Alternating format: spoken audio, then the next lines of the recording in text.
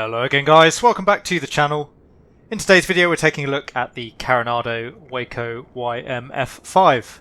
The aircraft's just released for Microsoft Flight Simulator. It's now available on the in-game marketplace and it's currently retailing at just under $20 US, so a little bit less than some of the other Carenado products available in the sim.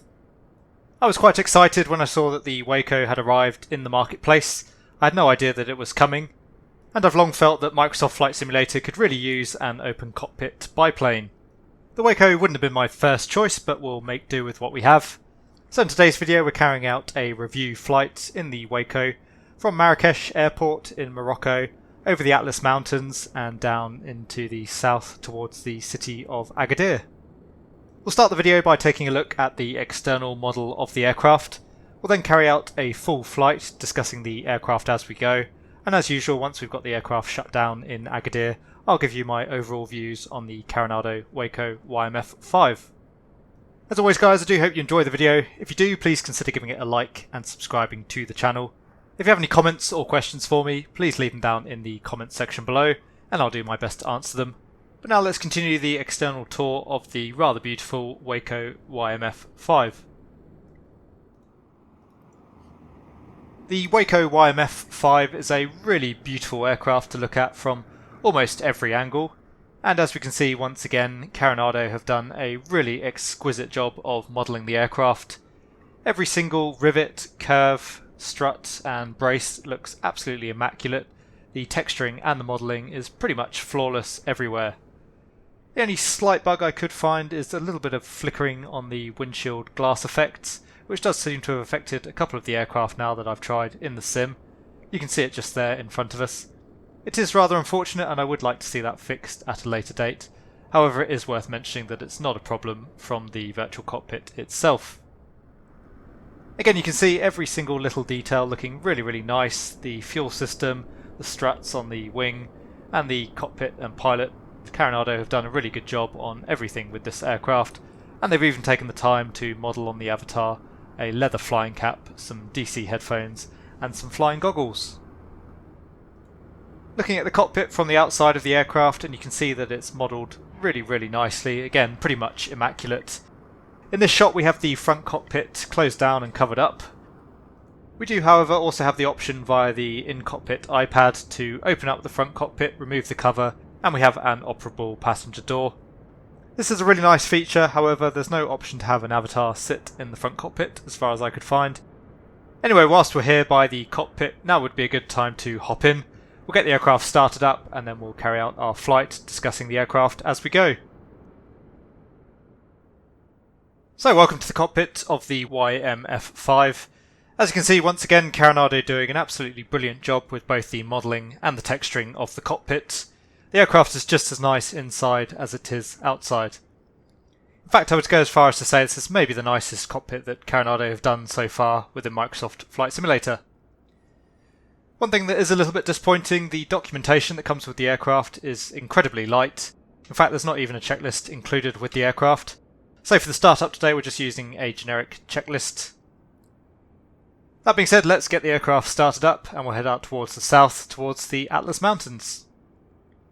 So the before start checklist, pre-flight has been completed, seatbelts and harnesses are secure, fuel shut-off valves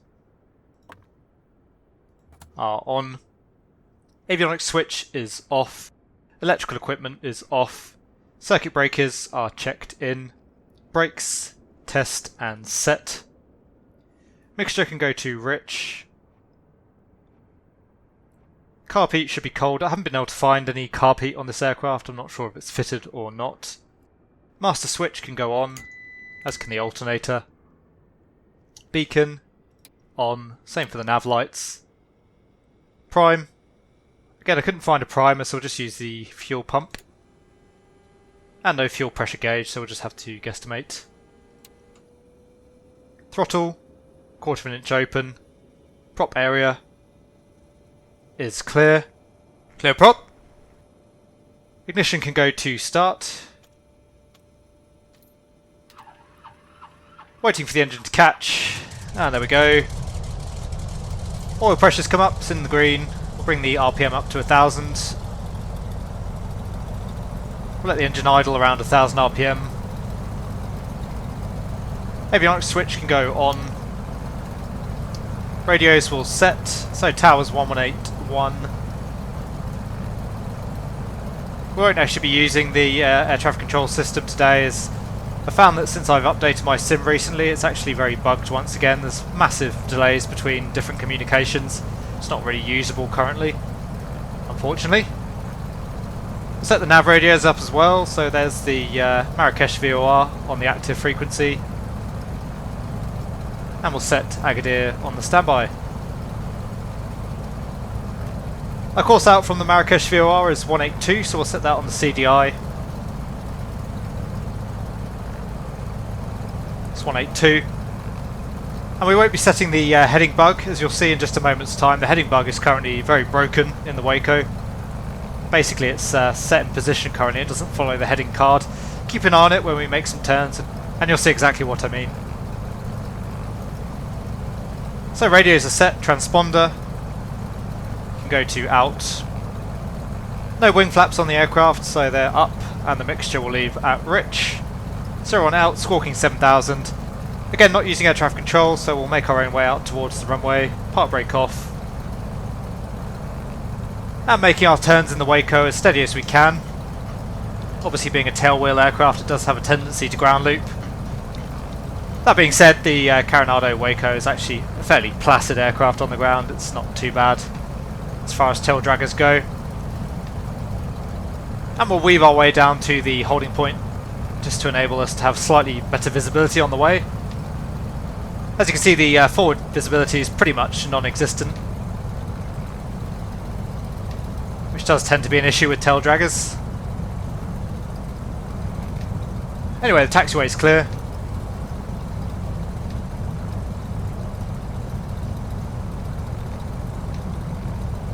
The wind's out from the east today, so we'll take runway 10. We'll do a quick run up before we get going. There's the holding point, slowing the aircraft down.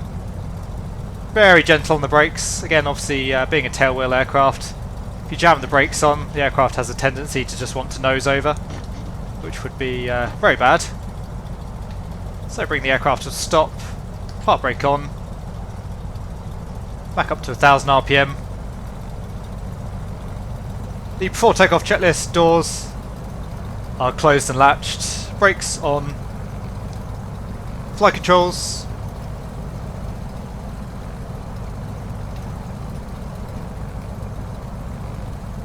are full free and in the correct sense. Flight instruments, so altimeter's set, the HSI, we're facing to the east, we can confirm that with the runway heading. However, this brings me on to another issue with the aircraft. As you can see, the aircraft's compass is incredibly dark. Can't actually see what it's showing at the moment though. Not sure if that's the lighting or if there's just no compass fitted. I think it's just the lighting.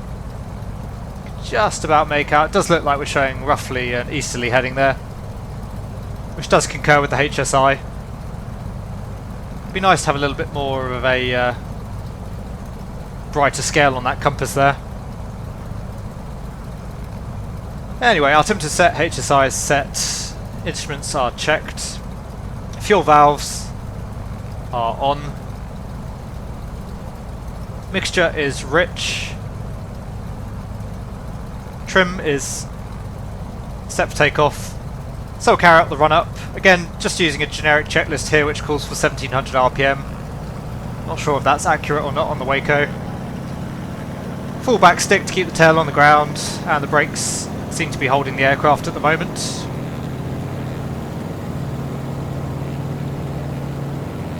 So 1700 RPM, checking the magnetos. Very slight drop on the right there, back to both. And the same on the left. Magnetos are checked. I feel that that drop's probably a little bit unrealistically small. Carb heat, again I can't find any carb heat, so we won't be checking that. Engine instruments, oil pressure's looking good. The oil temperature, as you can see, almost no deflection there on the needle. Again, I would question how accurate that is. And for the EGT and cylinder head temperature, again we're at maximum deflection there, which I suspect is not quite accurate. You'll notice those needles will stay pretty much at full deflection throughout the flight. So coming back to idle.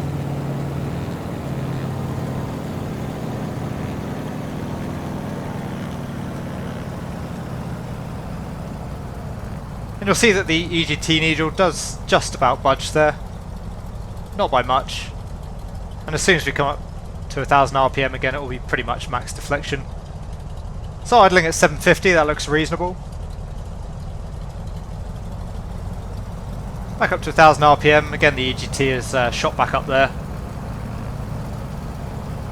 So the radios are set, transponder is set, lights, turn on the strobe and the landing lights. No need for the pitot heat today, there's no visible moisture around. Fuel pump can go on. And we'll make our way to the holding point. Again, we're not going to talk to air traffic control due to the fact that it's not working very well currently. So checking that it's clear on final. It's clear on upwind as well. The Waco is a bit of a handful, I have to say, to take off in. It has a very significant left turning tendency during the takeoff. One of the things I do find that's a bit of an issue with the aircraft, I don't mind that it has a left turning tendency, that's probably accurate. However, it's a very digital experience, as you'll see in a moment. Essentially there'll be no tendency whatsoever and then it will suddenly just kick in, which means that you'll need a boot full of rudder to correct it, and then of course you'll end up finding yourself squirreling down the runway during the takeoff. The best way I've found to mitigate this is to use full aft elevator initially during the takeoff. That minimises the tendency somewhat, and then just reducing the back pressure until we fly the aircraft off the ground. I'll try my best to counteract the tendency during the takeoff, but as I say, just be warned that it is quite significant, and it does make the Waco quite a handful during the takeoff. And again, I would question how accurate the flight model is there actually. Anyway, ready for the takeoff, off the brakes, slowly increasing the power.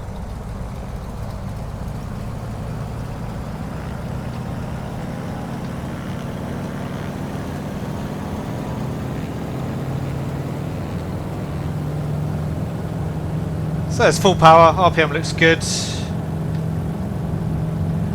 Feel that tendency just kicking in now, as you can see. Again, that's with a lot of rudder input there. And the nose just wanting to come down now, so letting it. Now we'll just fly the aircraft off the ground. We'll pitch for 80 miles an hour initially for the climb. So that takeoff wasn't too bad, but again, if you don't anticipate the turn there, it's really going to kick to the left on you. So trimming for 80 miles an hour, as we said. We'll climb ahead on runway heading until we reach the departure end of the runway, and then we'll make our turn out towards the south, headed towards the Atlas Mountains. You can see the city of Marrakech off on our left.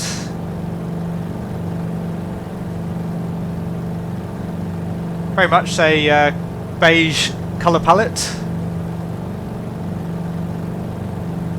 T's and P's look good. You can see that the oil temperature has come up slightly there. Oil pressure's looking good. And again, the UGT and cylinder head temperature is pretty much pinned at maximum. So we'll start our turn out towards the south now. Clear on the right.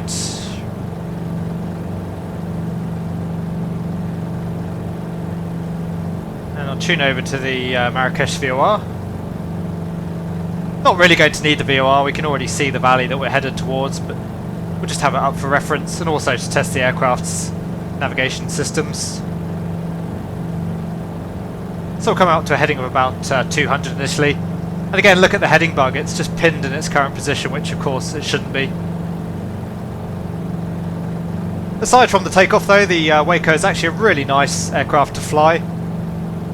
Handles very pleasantly, it's very smooth, very responsive, but also a very stable platform. We'll climb up to 5,000 feet and then we'll level off. That will be high enough to initially clear the mountains, flying down the valleys as I mentioned. But later on in the flight we will have to climb higher than 5,000 feet. And the Atlas Mountains, as you can see, really stunning scenery. We should get some really nice views as we pass down the valleys between them.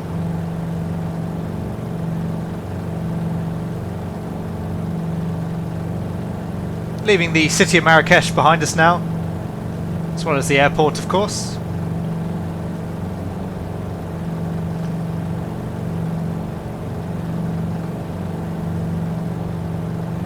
$200 feet to go.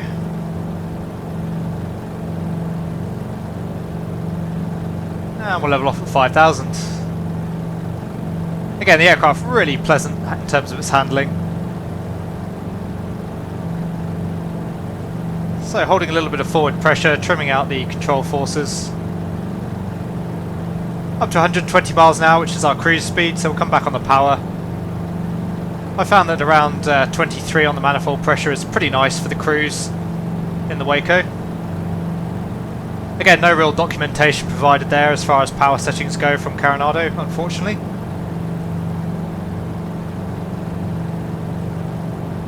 And the valley that we're looking for is just off at our 11 o'clock there.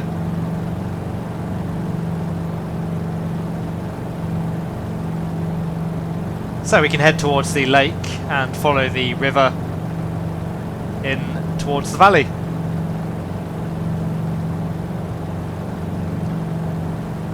So the aircraft pretty much trimmed now in the cruise. Landing light can go off, as can the fuel pump. We'll lean slightly, again pretty hard to do accurately with the EGT not really working. We'll just come back slightly on the mixture. And again, the EGT and the cylinder head temperature are still pinned, even with the manifold pressure having come back.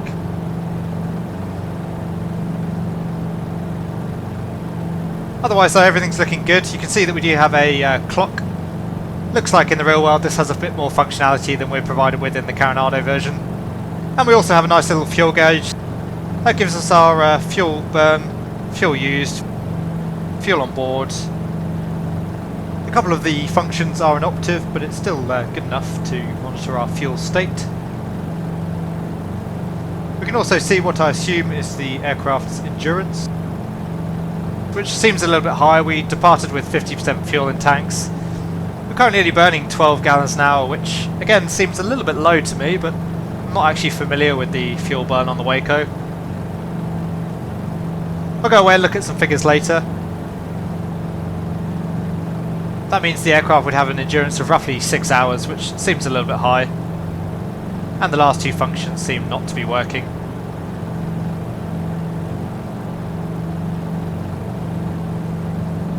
One of the things that is a little bit of a shame about the Waco, and it's nothing to do with Carenado, certainly no fault on their part, but the visibility is somewhat limited in the aircraft.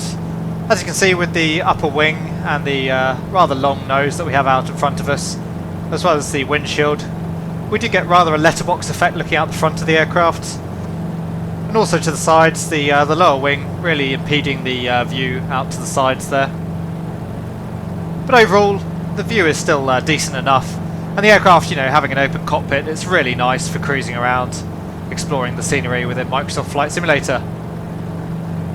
Really, there's nothing nicer than having an open cockpit, even if it's virtually.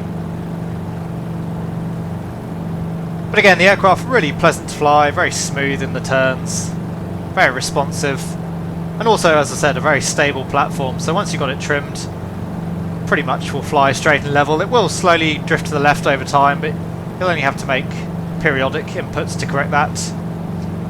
And with the really nice modern avionics suite that we have in the aircraft, if you do want to do some longer distance cross-country trips in the aircraft, then it's a very good option. Anyway, you can see the valley that we're headed down just off at our 11 o'clock there. So we'll head outside the aircraft now, we'll continue towards the valley, work our way through the Atlas Mountains, taking in the views as we go. And then we'll come back to the cockpit just before our arrival into Agadir.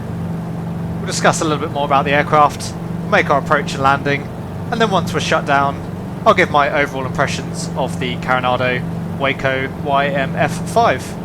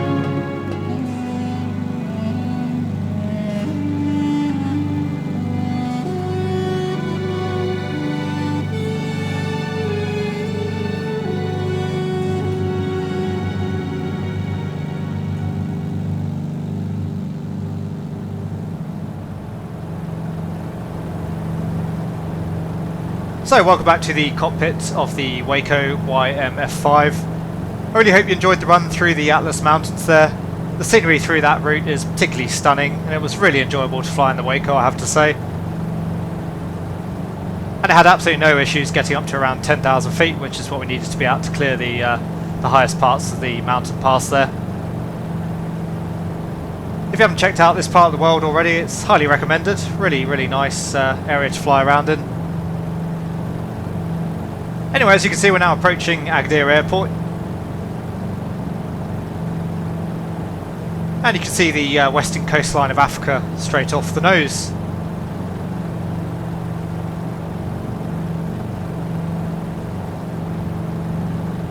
We can start descent now. We'll come back to around 20 on the manifold pressure. The airfield elevation is only 250 feet, so we'll descend down to 1300 feet to join the circuit. And again, we won't use air traffic control, but we'll tune up the tower. So it's Alma Sierra Tower 119.5.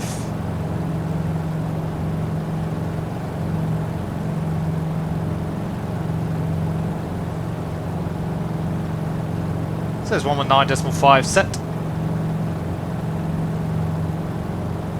The wind's out from the east today, so we'll head out towards the coast a little more, and then we'll get turned around, heading back in an easterly direction. Basically on a long left downwind for the runway.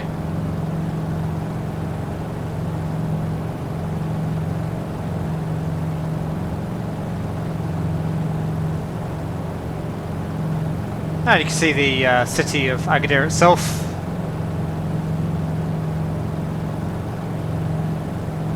Just continue to follow this river downwind for now.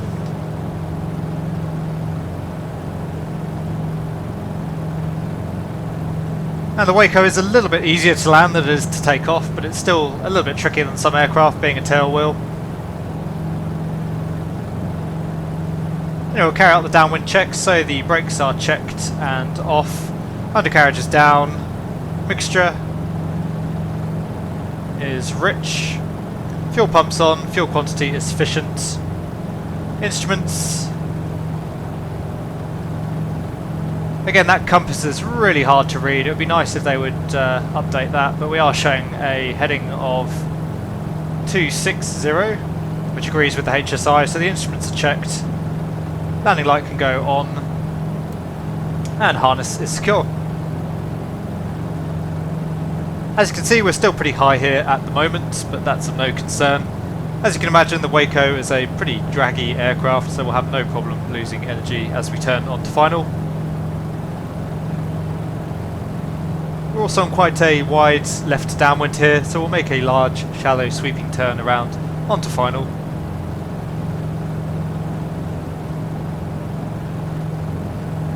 And for the landing, we'll try and vacate at the first left exit and take it straight into the apron.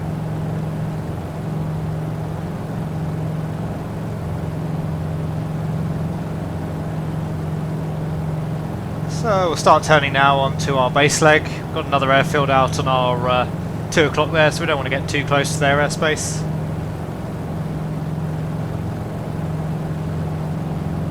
Still at 2,700 feet currently, so we'll come all the way back on the power now. Keep the aircraft coming down.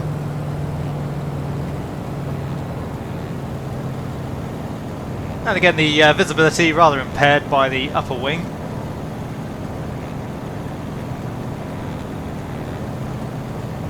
Let's clear on final.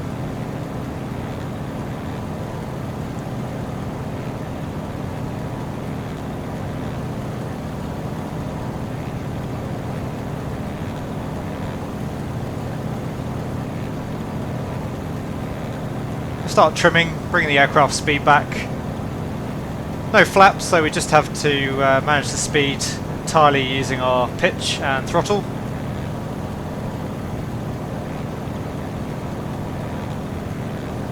So important that you don't let yourself get too fast in the Waco on approach, otherwise there's not an awful lot you can do to correct it.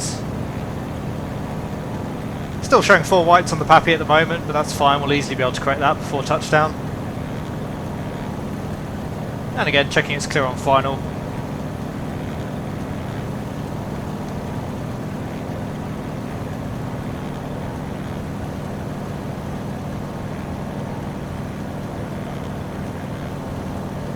So as I say, we'll aim to take the first left exit off the runway, and then we'll take that taxiway leading off towards the apron. Making a shallow turn around now onto final.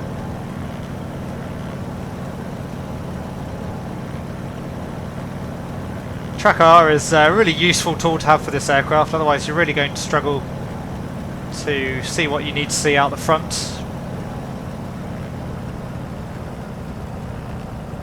So pitch is full fine, undercarriage is down, flaps are set, landing clearance not required, runway is clear. Allowing that speed to keep coming back. Throttles are idle now, speed still bleeding off. And we'll soon be back on the Pappy.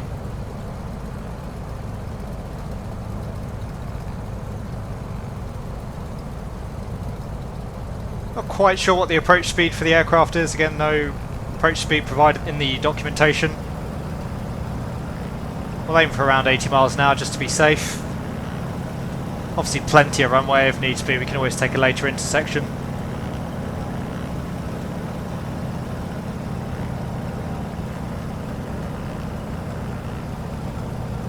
And again, the aircraft handling very nicely at approach speed. You can see there's almost no wind today, which does help for the landing.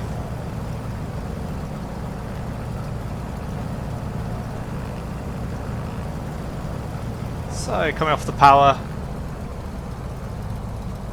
holding her off.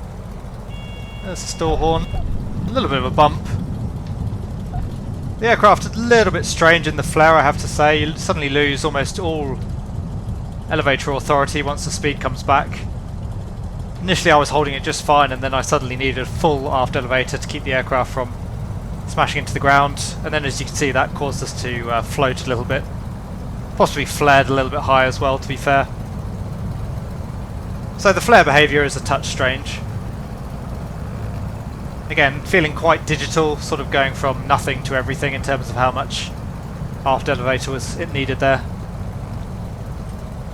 But it is manageable, just like the takeoff. As long as you're preempting it and you know it's coming, you can deal with it. So exiting the runway. And we'll weave our way back over towards the parking area. So now we've landed, flaps obviously are up.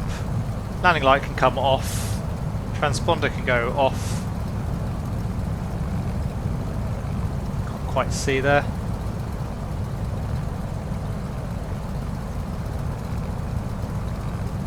Strobe lights can come off as well. And again, making a shallow turn, easy on the brakes. So after landing, transponder is off, wing flaps are up, car peak cold. Strobe and landing lights off. Trim.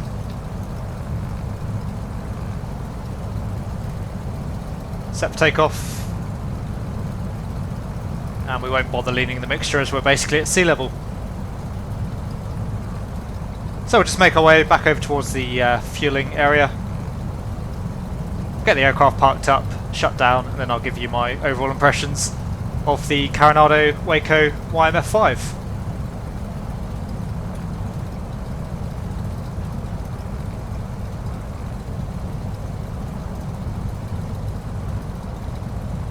A little bit of a trip to make our way over to the fueling point there.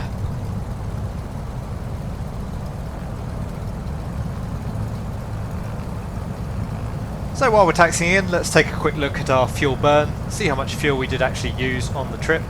As I mentioned earlier, I do feel like the Waco is perhaps slightly underburning on the fuel.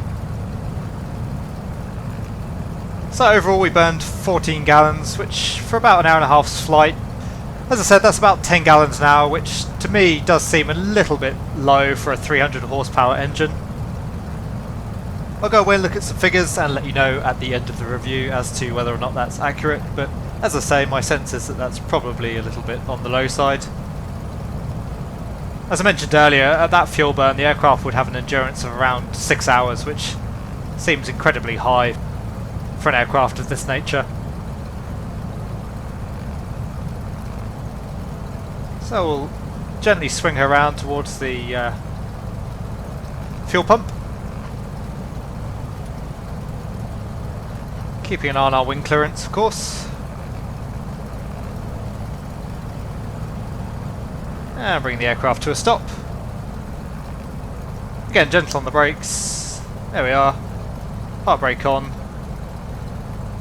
Get rid of that menu. Menus really annoy me in Microsoft Flight Simulator that they automatically come up, especially the shutdown and the fuel pump one. Anyway, securing the aircraft, brakes are on, transponder is off, avionics off, ignition grounding is checked, and we'll lean the mixture.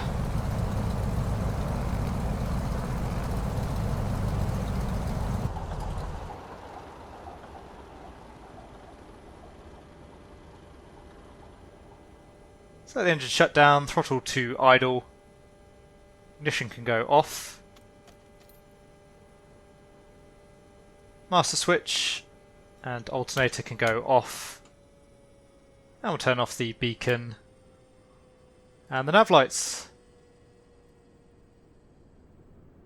So there you go guys, I do hope that you enjoyed our trip over the Atlas Mountains in the Carenado Waco YMF-5.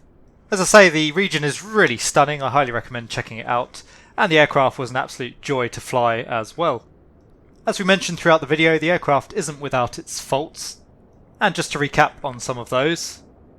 The heading bug is completely broken currently, that definitely needs fixing by Carenado. The takeoff swing, again as I mentioned, that didn't feel very accurate to me. I would like to see a little bit more work done on the flight model there, and the same for the landing in terms of our elevator authority. One thing that I didn't get a chance to show you during the video, the DME on the aircraft is currently broken. It does give you an accurate distance, but the speed measurement is very wrong. It was showing me as 2 knots over the ground, so therefore of course the time calculation is inaccurate as well.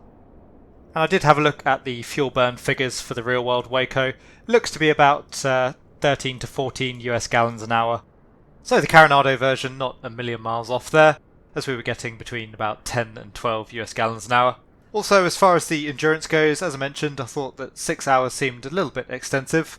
However, in the very limited paperwork that Carenado provide, it does mention that there is an extended range tank version of the Waco. And having looked at the aircraft's fuel capacity, it looks like this is the version that I was flying in the sim. Lastly, it would have been really nice to have a bit more documentation for the aircraft. Currently you're left rather in the dark as to how to actually fly the aeroplane, and at the very least we could have done with a checklist. All that being said, I did still really enjoy my time out in the Carenado Waco. The best way that I can sum up the aircraft currently is that it's very much like Microsoft Flight Simulator itself, in that it does have quite a few bugs and quite a few things need fixing before you could say that it's a completed product.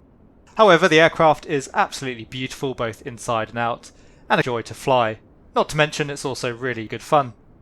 So once again, as I always say with the Carenado products, as long as you're aware of what you're getting yourself in for and you're not expecting A2A levels of quality and systems modelling, then the Carenado Waco YMF-5 is actually a really nice aircraft. And particularly at the lower price point, I would say that it's quite a reasonable purchase. Anyway guys, I do hope that you enjoyed the video and found it to be of use. If you did, please consider giving it a like and subscribing to the channel. If you have any comments or questions for me, please leave them down in the comments section below, and I'll always do my best to get back to you. But for now, thanks very much, and I'll see you all again soon.